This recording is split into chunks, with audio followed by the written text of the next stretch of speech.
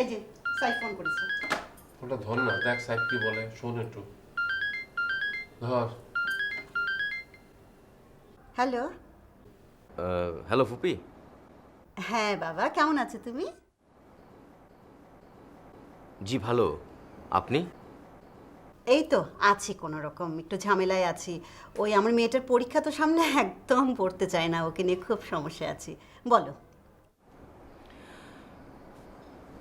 ফুপি একটা কথা জানবার ছিল। হ্যাঁ বলো। আপনি এত বড় একটা মিথ্যের আশ্রয় কেন নিলেন? এই বিষয়ে আমরা সামনাসামনি কথা বলি সাইফ। হ্যাঁ আচ্ছা শোনো, ভালো কথা। অনেক দিন ধরে না তোমাকে আমরা একটা কথা বলতে চাচ্ছিলাম, বলতে সাহস হচ্ছিল না। বলবো যদি কিছু মনে না করো? জি বলেন। আসলে হয়েছে কি, দাদাভাই তো দাদাভাইয়ের বাড়িটা ডেভেলপারকে দিয়ে দিচ্ছে। আর দাদাভাইয়ের তো দুটোই মেয়ে, তাই না? আর তো কেউ নেই, আর এতগুলো অ্যাপার্টমেন্ট দিয়ে কি করবে দাদাভাই বলো?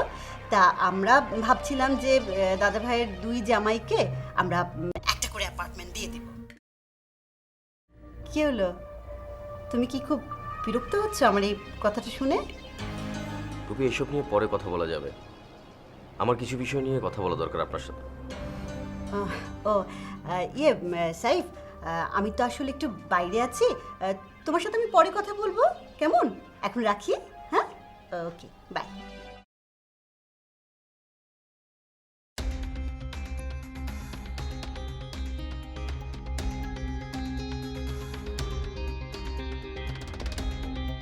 কি ব্যাপার, তোমরা আমার দিকে এইভাবে তাকিয়ে আছো কেন?